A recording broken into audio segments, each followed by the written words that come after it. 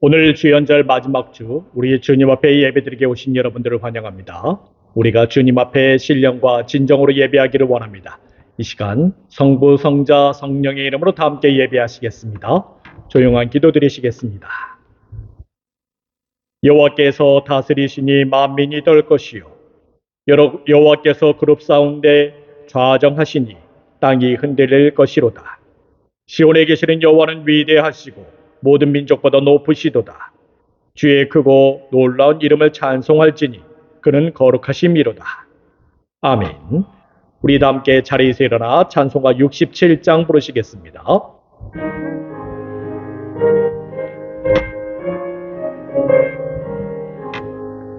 영광의 왕께 더 경배하며 깊으신 사랑 네 찬송하라.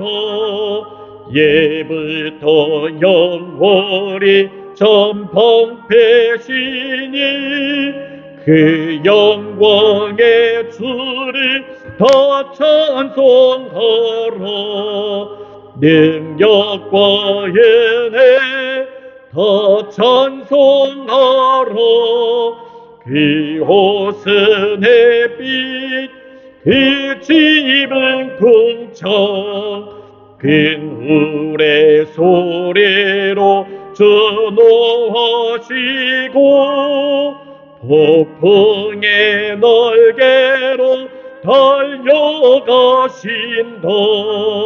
저 아름답고 놀라운 일이 가득하니 땅 다 주의 조화 그 힘찬 명령에 더 잡히나니 저 푸른 바다는 옷자락이라.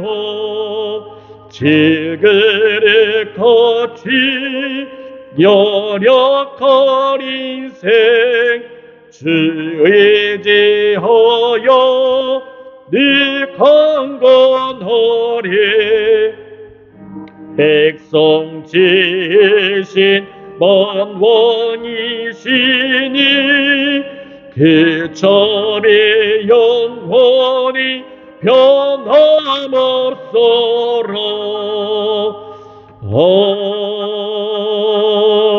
아멘.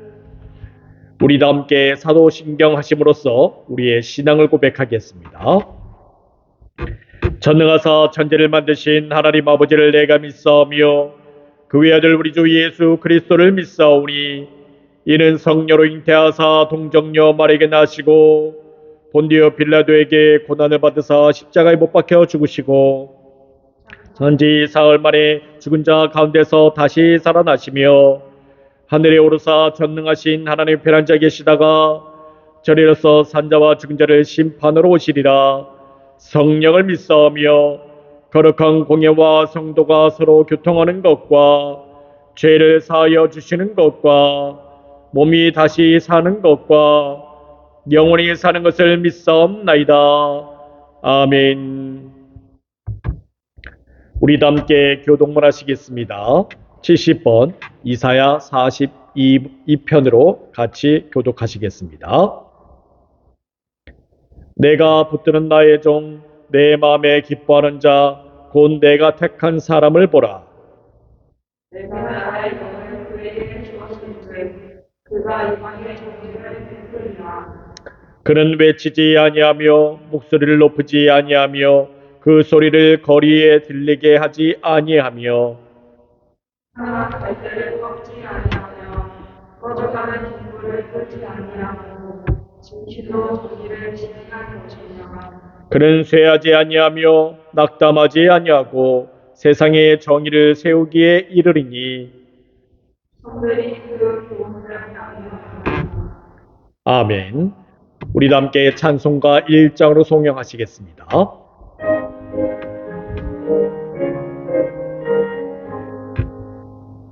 만복의 근원 하나님 온 백성 찬송 드리고 저 천사여 찬송하세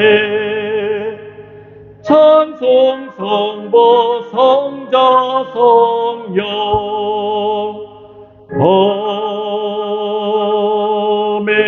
아멘.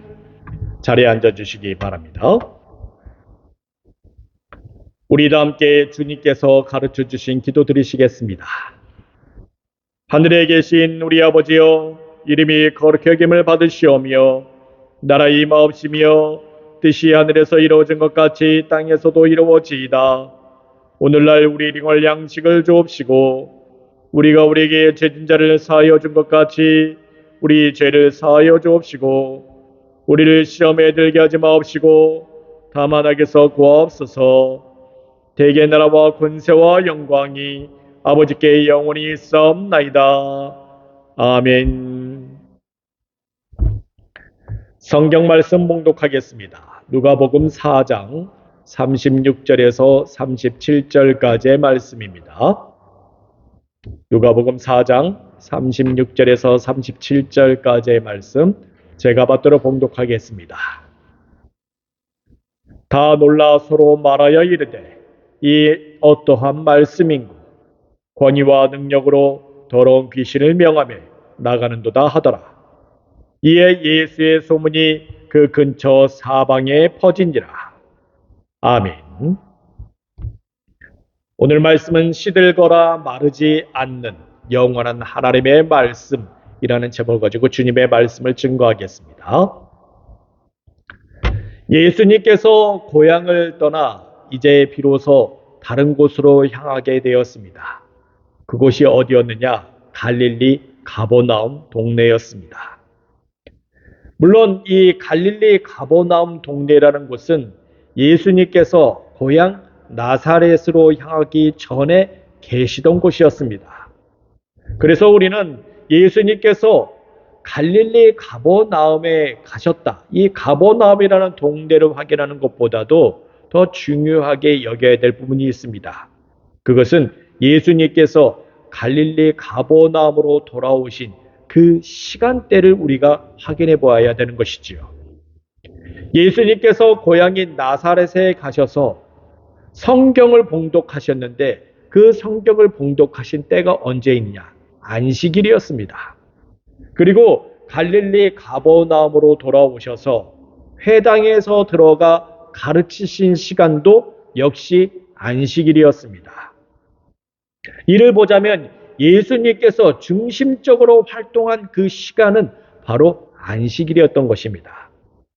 오늘날 우리식으로 말을 한다면 예수님은 주일에 맞춰서 활동을 이어나가고 있었던 것입니다. 그렇다면 예수님께서 왜 주일을 중심으로 그 사역을 펼쳐나가고 있었던 것일까요? 그 이유는 주일이야말로 예수님의 권능이 즉각적으로 효력을 발휘할 수 있기 때문에 그렇습니다. 특히 예수님께서 가르치시는 사역, 그것은 주일이라는 시간에 가장 효과적으로 드러날 수 있습니다. 또한 이 주일이라는 시간과 가장 면밀하게 연결되어 있는 장소가 있다면 그것은 바로 회당이었습니다. 시나고그라고 얘기를 하지요. 오늘날로 말을 하게 되면 이것은 교회, 처치와 연결되어 있는 것입니다. 그래서 주일이라는 시간과 교회라는 그 장소는 하나님의 말씀을 더 크고 효과적으로 또한 그 역사하는 힘이 크게 펼쳐지고 있는 것입니다. 이러한 측면에서 예수님께서 안식일에 회당에서 말씀을 가르치는 것도 사람들에게 있어서 매우 큰 권위로 다가오게 되었습니다. 여러분들도 그렇지 않습니까? 여러분들도 어디선가 이렇게 또 남을 가르치게 될 때에도 장소와 시간이 굉장히 중요하잖아요. 그렇죠? 우리 교수님 같은 경우에서는 어느 때에 애들을 가르치는 거, 강의 시간표 배정하는 거 참 중요하지요. 왜냐하면 점심 먹고 애들을 가르치면 안 돼요. 왜? 다 졸아요. 예. 강의실도 애들이 조금밖에 없는데 넓은 강의실로 하면은 이게 집중하는 효과가 떨어집니다. 좁은 강의실을 택해야 되겠죠. 물론 애들이 많다고 하면은 넓은 강의실을 찾아야 되겠죠. 그래야지 집중하는 힘 좋습니다. 이와 마찬가지인 거예요.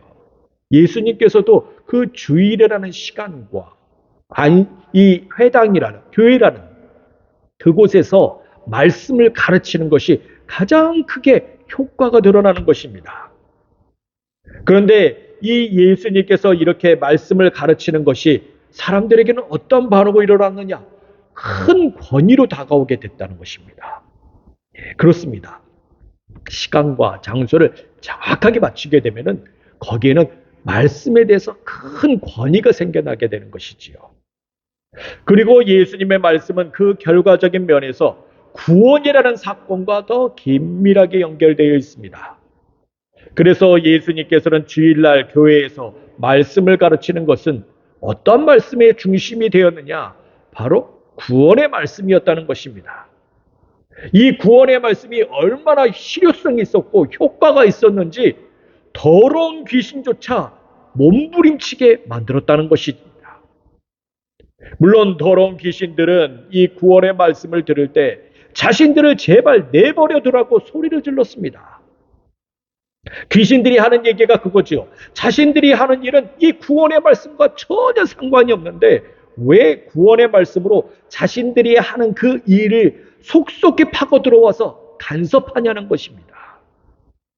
더욱이 귀신들은 이 구원의 말씀으로 자신들을 멸하러 왔다라고 그렇게 확정짓고 있지요. 헬라어로 얘기하면 엘데스 아폴레사이 헤마스라고 얘기를 합니다. 이 말은 사실은 본래 형식적으로 보게 된다면 의문 형태로 가지고 있습니다. 하지만 이것이 서술문으로 기록되어 있다는 것이지요. 그래서 귀신들이 하는 얘기는 무엇이냐?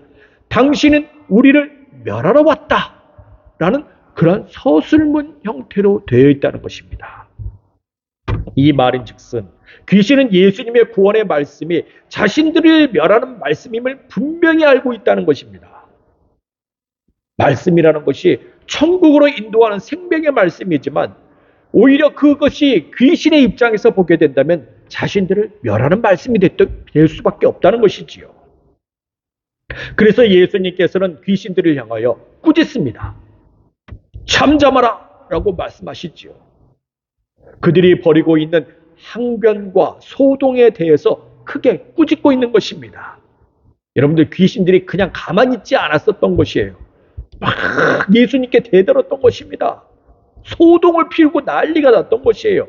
거기에 대해서 예수님께서 꾸짖었지요. 예수님의 꾸짖음은 도덕적 분노와도 같습니다. 물론 이러한 꾸짖음에 대해서 귀신들은 소리 지르고 또 온갖 소동을 다 피우면서 뭐라고 얘기합니까? 다 죽여버리겠다라고 얘기를 하고 있는 것입니다. 난리가 난 것이지요. 귀신은 나오기는 나오되 어떤 형식으로 나오고 있습니까? 몸부림치면서 나오고 있습니다. 귀신이 사람에게서 나올 때는 호락호락하면서 나오지 않습니다. 그러나 끝내 귀신은 어떻습니까? 그 사람을 넘겨준다는 것입니다. 귀신의 마지막 몸부림은 결국 사람을 넘겨준다는 것이지요. 그래서 귀신이 나올 때까지 우리는 끝까지 버티고 있는 것이 중요합니다. 이제 버티지 못하겠다. 아이고 귀신 못 말리겠네 하면서 여기서 포기해서는 안 된다는 것이죠.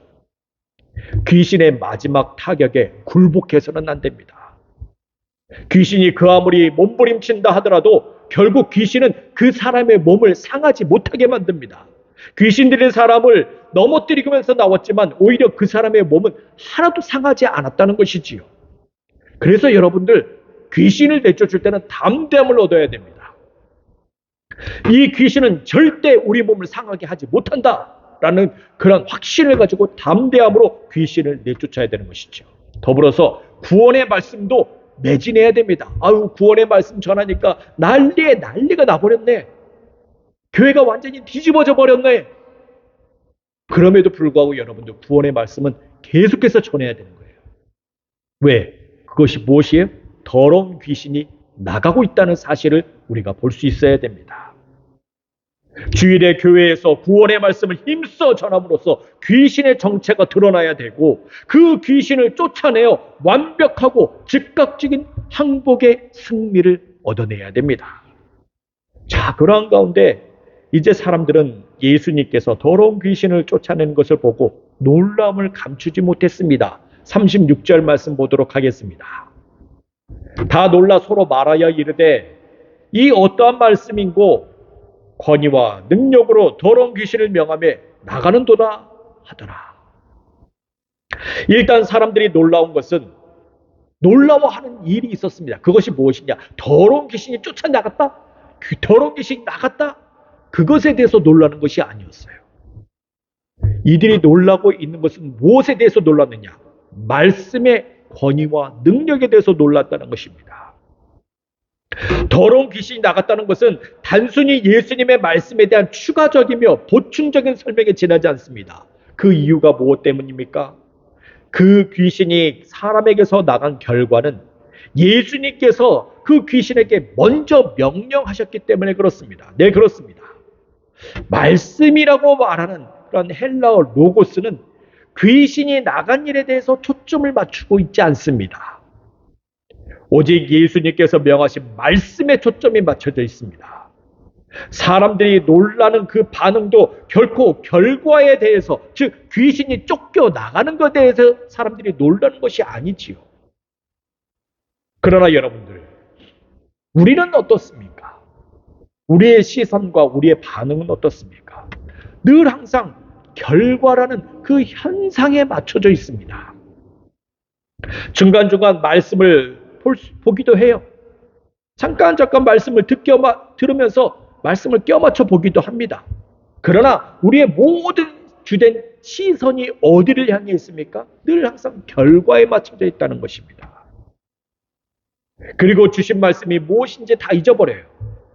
온통 시선과 정신과 우리의 몸이 결과에만 집중해 있다는 것입니다. 그래서인지 우리가 이 말씀을 보게 되면요, 이 말씀이라고 말하는 그 로고스, 헬라어 로고스가 있습니다. 우리가 이 말씀의 헬라어를 보게 되면요, 이 로고스라는 말이 다른 것과 섞여 있지 않고 오로지 단수형으로 되어 있습니다. 싱귤러로 되어 있다는 것이죠.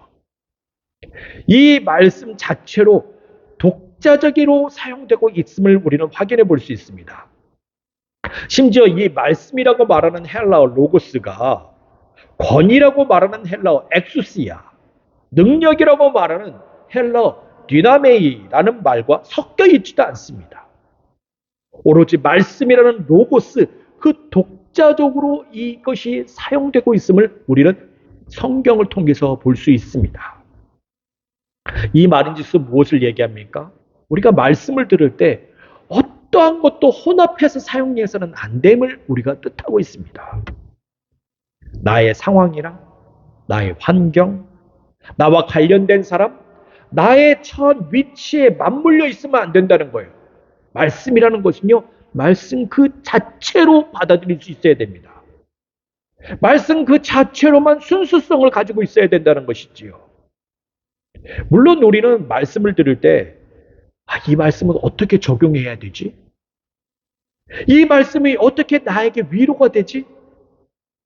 이 말씀이 나의 상황에서 무엇을 말씀하고 있는지 여러분들 생각하게 되지요. 우리는 늘 그렇게 물어봐요. 오늘 말씀은 참 좋았습니다. 그래서 이것을 어떻게 적용해야 된다는 거예요. 그렇게 맨날 물어봐요. 말씀을 통해서 하나님께서 나를 이끌으시는 방향이 어디예요? 라고 그렇게 물어보지요. 그런데 여러분들, 그렇게 함으로써 말씀을 최대한 나의 위치에 맞춰서 생각하고 그려내고 심지어 말씀을 갖다가 새롭게 만들어버리고 말아요. 물론 말씀이 분명히 상황에 따라 나오는 말씀은 확실합니다. 예를 들어 보게 되면요, 출애굽기 같은 경우에서는 애굽에서 종살이하는 상황 속에서 하나님께서 이스라엘 백성들에게 애굽에서 나오도록 하는 말씀과 사건 가운데서 주신 말씀이에요. 그리고 바벨론에서 종살이하다가 그곳에서 풀려나 이스라엘 본토로 들어가서 하나님께서 말씀하시지요. 성벽과 성전을 세워라. 왜? 상황이 어때요? 성벽과 성전이 무너졌으니까 이것을 세우라고 그 상황 속에서 하나님께서 주신 말씀이에요. 지금 예수님께서 다 하신 말씀이 무엇입니까? 더러운 귀신이 온갖 항변과 소동 그리고 귀신 들린 사람을 넘어뜨리는 상황 속에서 예수님께서 주신 말씀이에요. 그러니까 상황과 말씀은 항상 같이 다녀야 되는 게 맞아요. 그런데 말씀이 최소한 우리가 적용을 해야 될 때는 어떤 말씀으로 적용해야 되냐? 그와 똑같이 만난 환경과 사건, 그러한 상태에 맞춰서 말씀을 적용해야 된다는 것입니다. 나와 도무지 맞지 않는 상황 속에 말씀을 갖다가 끼워 맞춰서는 안 돼요. 그러면 오히려 말씀이 어떻게 다가와요? 오해로 다가오게 됩니다. 말씀을 듣는 가장 좋은 태도는 무엇입니까? 모든 환경과 상태, 조건을 벗어나 말씀 그 자체로만 받아들이는 것이 가장 좋은 말씀입니다. 그러면 여러분들은 이렇게 얘기할 거예요. 아, 그렇게 말씀을 듣다 보면은 하나도 집중도 안 돼요. 무슨 말인지 당최 알아들을 수도 없어요. 내 자신과 연결되지 않는 말씀이 무슨 말씀이냐고 이렇게 우리는 반문해 볼 수 있습니다. 그러나 말씀이라는 것은 순수함 그대로 받아들여야만이 진정한 말씀이 될 수 있습니다. 주신 말씀에 따라서 그냥 그대로 순종하겠다. 거기대로 순종하면서 살아가겠다. 말씀을 듣는 것, 그것이 바로 진정한 말씀을 듣는 태도라고 말할 수 있습니다. 그도 그럴 것이 사실은 여러분들, 말씀이 여러분들에게 주시는 말씀이 항상 내 상황에 맞으라는 법도 없어요. 어느 때는 말씀이 나의 의지와 내가 요구하는 바와 정반대의 상황으로 흘러갈 수 있습니다. 내지는 말씀이 내가 마음먹었던 계획과 정반대의 말씀이 주시기도 해요. 그렇다고 해서 여러분들 말씀을 버릴 것입니까? 그 말씀이 나와 맞지 않는다고 해서 그 말씀을 버리고 다른 곳으로 갈 것입니까? 그럴 수 없습니다. 그래서 우리는 말씀을 들을 때마다 은혜를 받아야 됩니다. 예배를 드릴 때마다 말씀 속에서 하나님을 만나는 역사가 있어야 됩니다. 그렇게 되려면 어떻게 해야 돼요? 내 자신의 상황에 대해서 말씀을 맞추는 것이 아니라 나를 말씀에 맞추는 것입니다. 내 상황에 대해서 말씀을 갖다 자꾸 맞추다 보면 말씀에 들었다시피 오해가 생겨요. 그러면 은혜가 하나도 되지 않습니다. 그럴 바에는 차라리 집에 앉아서 TV나 보는 게 낫습니다. 그래서 여러분들, 말씀이라는 진정한 말씀은 어디서 나오느냐? 로고스 그 자체만 가지고 하나님 앞에 나올 수 있어야 됩니다. 여기서 진정한 신앙을 우리가 발견할 수 있게 되지요. 말씀에 권위와 능력이 있고 성공적으로 귀신이 나갔다고 하여서 하나님 앞에 나오는 것이 아니라 그것이 아니라 예수님의 말씀, 이것이 바로 하나님 앞으로 나오는 그런 근거가 되어야 된다는 것입니다. 이렇게 사람들은 오직 예수님의 말씀만 가지고도 큰 은혜를 받았습니다. 여기에서 부수적으로 따라붙는 말씀의 권위와 능력, 그리고 더러운 귀신이 나가는 것까지 보게 된 것이지요. 그리고 이러한 일들은 근처 온 사방에 소문으로 퍼져나가기 시작합니다. 37절 말씀 보도록 하겠습니다. 이에 예수의 소문이 그 근처 사방에 퍼지니라. 네, 그렇습니다. 이제 사람들은 이 모든 역사에 대해서 사람들에게 그 소문을 퍼뜨리기 시작합니다. 그리고 그 소문은 순식간에 퍼지게 되지요. 여기서 나가는 소문도 어떤 소문이었습니까? 더러운 귀신이 나갔다. 말씀의 권위와 능력이 있다. 그런 소문이 아니에요. 예수의 말씀에 대한 소문입니다. 이 말인즉슨 다른 기적의 사건은 둘째치고 오직 예수님에 대한 소문만 퍼져나갔음을 의미하고 있습니다. 네, 그렇습니다. 이것은 우리도 붙잡아야 될 것입니다. 우리도 예수님만 붙잡을 수 있어야 돼요. 예수님만 붙잡아야 그 근본 핵심을 잡을 수 있습니다. 예수님의 그 주변의 것을 붙잡아서는 안 돼요. 오직 예수님만이 그 모든 것의 핵심입니다. 다른 어떤 것은 소용없어요. 우리는 이와 같은 모습을 마태복음 17장에서 예수님께서 제자들과 함께 변화산에 오르셨을 때 사건을 통해서 확인해 볼 수 있습니다. 오늘 사실 주연절 마지막 주이자 변화주일이라고 얘기해요. 트랜스피겨레이션이라고 얘기를 하죠. 변화주일로 지키게 되는데 마침 오늘 말씀이 무엇입니까? 변화산에 관한 말씀을 볼 수 있게 되었습니다. 사실 이 말씀은 오늘 제가 변화주일이기 때문에 이 말씀을 준비해야 되겠다라고 생각하지 않았어요. 제가 일부러 준비한 말씀이 아닙니다. 그냥 말씀을 계속해서 따라가다 보니 이렇게 말씀이 들어맞게 되는 것이에요. 여러분들 이것은 우리의 신앙 여정도 마찬가지입니다. 우리가 말씀을 끌고 가는 것이 아니라 그저 말씀대로 살아가다 보니 말씀과 나의 신앙의 삶이 겹쳐서 일어나야 돼요. 그래야만 우리는 비로소 하나님의 역사하심을 체험할 수 있게 됩니다. 또한 하나님께서 야, 기가 막히네. 이것은 뭐예요? 하나님께서 우리와 늘 함께 동행하고 계시다는 것을 우리가 확신할 수 있게 됩니다. 그리고 나의 삶이 늘 말씀과 맞춰 있기 때문에 거기에 무엇도 생겨나요? 담대함이 생겨납니다. 모든 삶에 있어서 담대함이 생겨나요. 여러분들, 내가 시험에 떨어졌다고 해서 거기에 대해서도 웅크려드릴 필요가 없어요. 왜? 내가 말씀대로 살아가고 있는데 그러면 말씀대로 살아가고 있으니까 그건 시험도 떨어지나 보다. 그렇게 생각할 수 있어요. 내가 말씀대로 살아가고 있는데 거기에서 어려움도 다가올 수 있어요. 그런데 거기에 대해서 주눅들지 않아요. 왜? 내가 말씀대로 살아가고 있는데 가난해질 수도 있고 그 어떤 것도 부수적인 것들이에요. 그거 다. 여러분들의 모든 삶이 항상 말씀대로 살아가시길 바랍니다. 그러면 담대함을 얻게 돼요. 뭔 일이 세상이 뒤집어지는 일이 있다 하더라도 거기에 대해서 담대함을 얻게 됩니다. 왜? 나는 말씀대로 살아가고 있거든요. 삶이 비구르지지 않아요. 하나님 앞에서 올곧은 신앙이 될 수 있습니다. 자, 그래서 우리는 이 변화산의 사건에서 예수님께서 제자들과 함께 빌립보 가이사랴 지방에서 6일 동안 머물고 계시다가 한 산을 향하여 떠나게 되는 모습을 보게 됩니다. 예수님과 제자들은 그 산에 도달하게 되었지요. 대부분의 제자들은 이제 산 아래에 머물러 두게 하고 베드로와 야고보, 요한만 따로 데리고 예수님께서는 산에 오르게 되었습니다. 여기서 예수님께서는 그들 앞에서 모습이 변하게 됩니다. 이것이 바로 트랜스피겨레이션이죠.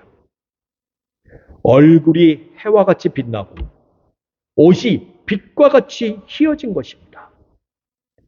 예수님께서 변화된 모습은 마치 그들에게 하나님께서 직접 나타나신 것과 흡사했습니다. 그래서 이를 본 제자들은 정신이 혼미해졌습니다. 그들이 마치 천국에 와 있는 듯한 착각이 들 정도였습니다. 어디 그뿐이겠습니까? 모습이 변화된 예수님 앞에 누가 나타났어요? 모세와 엘리야가 나타난 것입니다. 그리고 그들이 예수님과 함께 대화를 나누는 거예요. 여러분들, 모세는 어떤 사람입니까? 율법의 대표주자예요. 선지자, 엘리야는 누구입니까? 선지자를 대표하는 주자예요. 그들과 같이 대화를 나눈다는 것, 여러분들 상상할 수 없는 일입니다. 심지어 모세와 엘리야는 우리가 일정 부분 성경에서 볼 수 있는 내용이지만 사실 그들은요 죽지 않고 하늘로 들림받은 자들입니다. 엘리야는 어떻습니까? 회리바람을 타고 하늘로 올라갔다고 열왕기하 2장 11절에서 12절에 나와 있습니다. 모세는 엘리야와 달리 벳볼 맞은편 모압 땅에 있는 골짜기에서 장사되었다고 신명기 34장 5절에서 6절에 기록되어 있지요. 그런데 납비의 전승에 따르게 되면은 모세도 하늘로 들림받았다라고 기록되어 있습니다. 그래서 우리가 성경에서는 볼 수 없지만 모세 승천기라는 글이 따로 있어요. 네, 그런 글이 있습니다. 그런데 이런 것들이 왜 그렇게 등장하게 되었냐면요. 신명기 34장 6절 말씀 때문에 그렇습니다. 오늘까지 그의 묻힌 곳을 아는 자가 없느니라. 모세의 무덤이 발견되지 않았다는 거예요. 아무도 모른다는 거예요.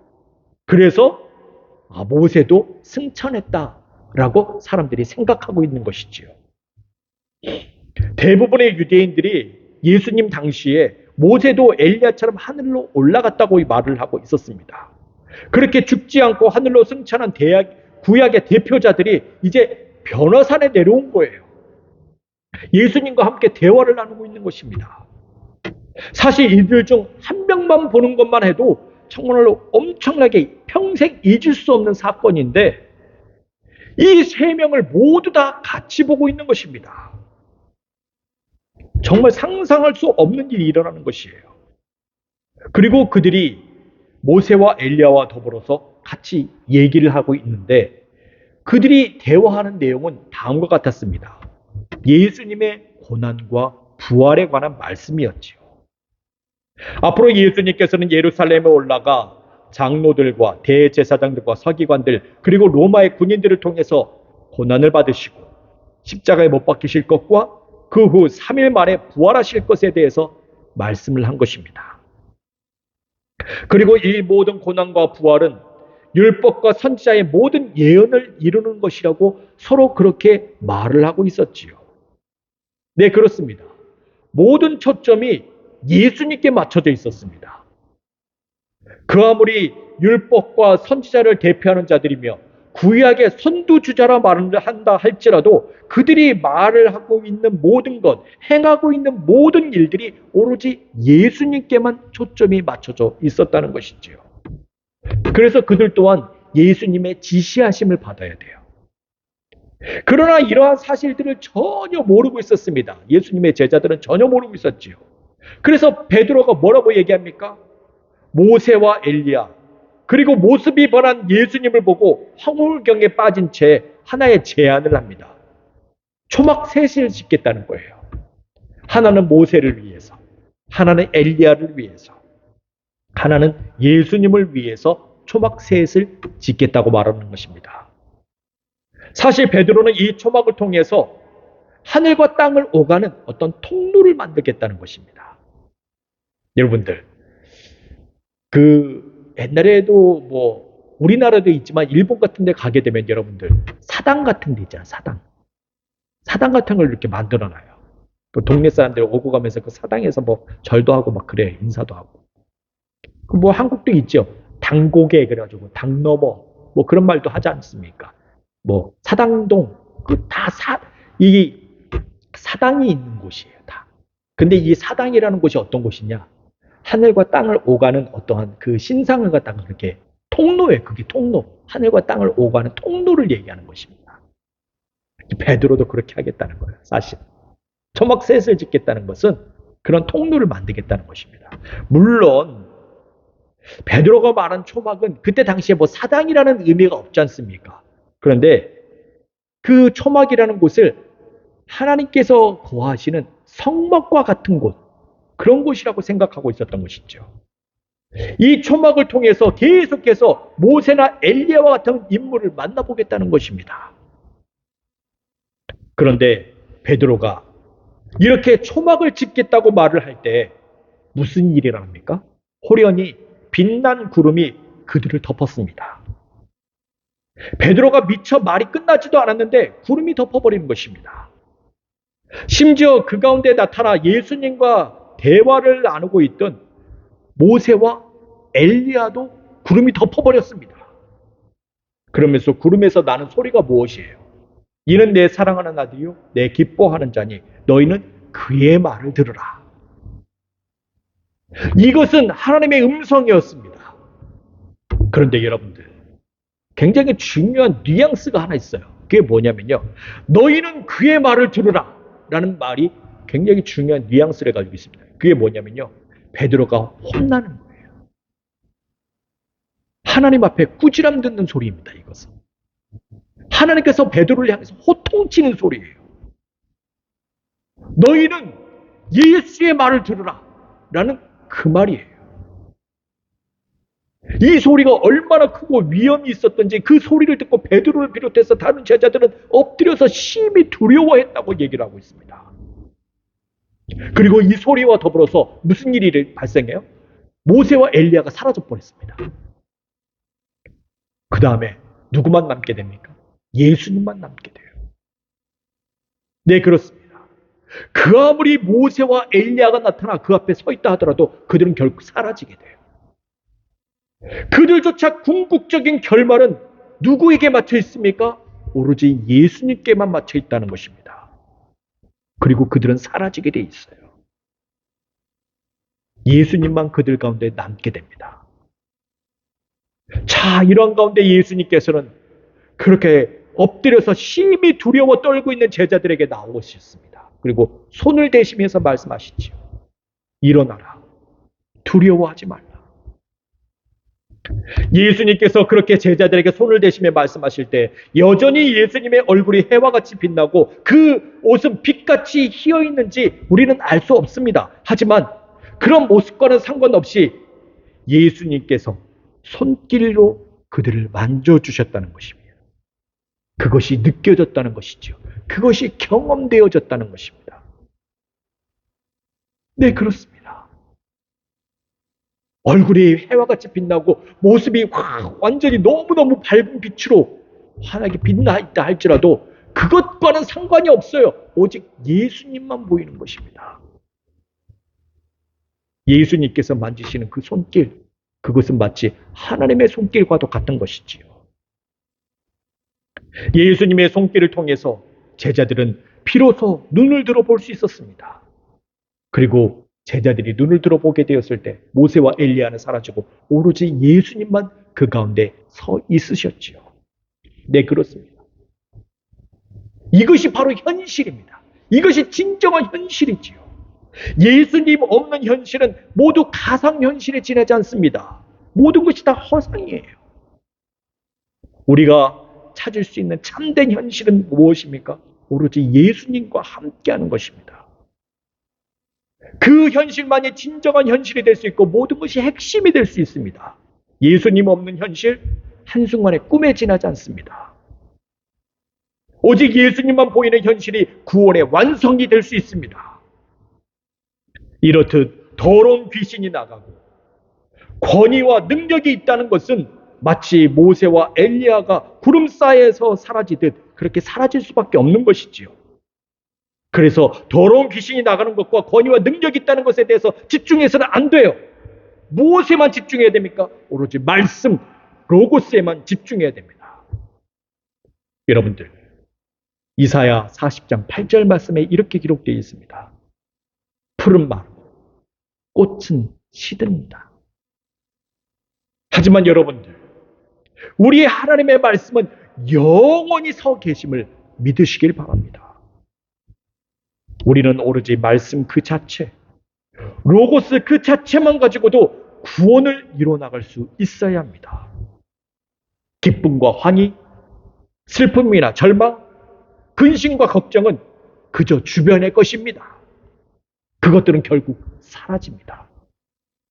그러나 여러분들, 예수님의 말씀은 영원히 서 계심을 믿고 영원하신 주의 말씀에 서서 여러분들 승리하시길 주의 이름으로 축원드리겠습니다. 기도하겠습니다. 주님, 말씀에 집중하게 하여 주시옵소서. 오로지 그 말씀에 따라서 순수하게 이 말씀 붙들고 세상을 이겨나가게 하여 주시옵소서. 주님, 이 말씀이 우리를 단단히 붙들 때에 주님, 우리가 구원의 길로 나가게 됨을 믿습니다. 예수 그리스도의 이름으로 기도합니다. 아멘. 찬송가 383장 1절 부르면서 주님 앞에 봉헌하시겠습니다.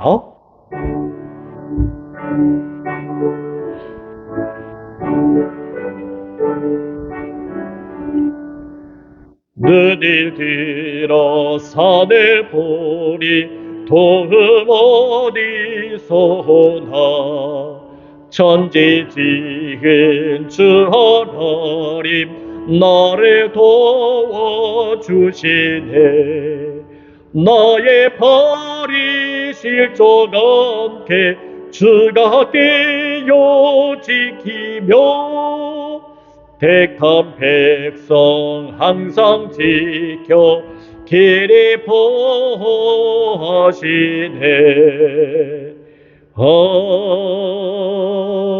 아멘. 우리도 함께 바쳐진 헌물을 위해 기도하겠습니다. 감사하시고 고마우신 하나님 아버지, 오늘 거룩한 주일 우리 주님 앞에 나와 우리가 예배를 드리게 하심을 감사합니다. 오늘 주신 은혜에 따라 11조와 감사와 주일 여부를 바쳤습니다. 우리가 이 물질을 바칠 수 있도록 믿음과 힘을 주심에 감사합니다. 이 물질을 주님 앞에서 기뻐하며 감사하며 드렸사오니 우리 주님 받아 주시옵소서. 그리고 이 거룩하고 복된 주일에 우리의 모든 일을 풍성하게 하시며 평강이 넘치게 하여 주시옵소서.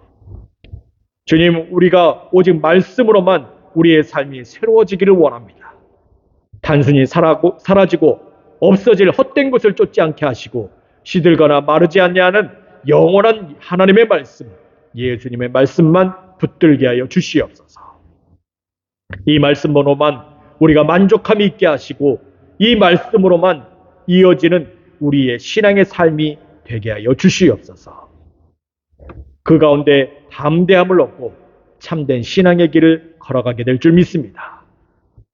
이 시간 우리 중에 병들고 아프며 마음에 상처 있는 자들을 회복시켜 주시옵소서. 얻은 근육과 병마른 예수의 이름으로 물러가게 하시며 모든 상처가 깨끗게 씻음받게 하여 주시옵소서. 오늘 모여진 예물들이 주의 사업을 위해 쓰여지는 곳곳마다 주님의 영광 나타나기를 원합니다. 바쳐진 손길들을 기억하셔서 그 손길과 각 가정들이 생명력 넘치게 하여 주시옵소서. 예수 그리스도 이름으로 기도합니다. 아멘. 교회의 소식 알려드리겠습니다. 오늘은 주연절 후 마지막 주이자 변화주일입니다. 우리가 썩을 것으로 심고 썩지 아니할 것으로 다시 살아나며 욕된 것으로 심고 영광스러운 것으로 다시 살아나고 약한 것으로 심고 강한 것으로 다시 살아날 것입니다. 여러분들 장래의 형체를 위해서 지금 열심히 심으시길 바랍니다. 이번 주에 설날이 있습니다. 비록 우리가 함께 모여서 한국 명절처럼 그렇게 보낼 수는 없지만 가족들 간에 설날의 음식을 나눔으로써 여러분들 가운데 하나님의 위로와 은혜가 있기를 바랍니다. 교회에서 간단한 다과를 준비했으니 나가면서 받으시길 바랍니다. 우리가 교회에 모여 예배를 드립니다. 오시지 못하는 분들은 줌 라이브와 유튜브를 통해 온라인 예배 하실 수 있습니다. 이메일을 통해 보내드리는 링크를 참조해 주시길 바랍니다. 우리도 함께 자리에서 일어나 찬송가 204장 부르시겠습니다.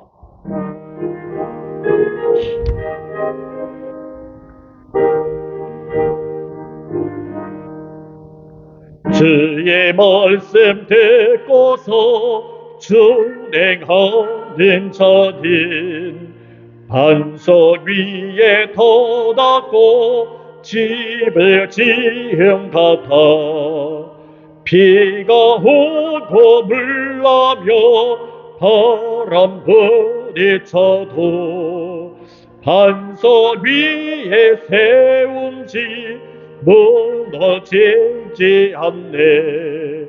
잘 짓고 잘 짓세 우리 집 잘 짓세 만세 반석 위에다 우리 집 잘 짓세 주의 말씀 듣고도 행치 않는 자는 모래 위에 터닫고 집을 지은 같아 비가 오고 물나며 바람 부딪힐 때 모래 위에 세운 집 크게 무너지네. 잘 짓고 잘 짓세 우리 집 잘 짓세 만세 반석 위에다 우리 집 잘 짓세 세상 모든 사람들 집을 짓는 있는 자리 반석 위가 흐리면 모래 위에 짓네 우리 구주 오셔서 지은 상을 줄 때 세운 공도 따라서 영영상벌 주리 잘 짓고 잘 짓세 우리 집 잘 짓세 만세 반석 위에다 우리 집 잘 짓세. 우리 함께 기도하겠습니다. 지금은 길이요 진리요 생명 되시며 부활 되신 우리 구주 예수 그리스도의 은혜와 하나님 아버지의 만극하신 사랑과 성령의 감화하시고 내주하시고 충만하게 교통하심이 들의 풀처럼 마르고 꽃처럼 시들지 아니하고 영영이 서 계시는 하나님의 말씀만 붙들고 그 말씀 위에 서 있기를 원하는 사랑하는 성도들 머리 위에 이들의 가정과 일하는 곳들과 공부하는 곳 그 모든 처소들 위에 두고 온 고국과 이 미국 땅 위에 지금으로부터 영원토록 함께 하시길 간절히 축원하옵나이다. 아멘.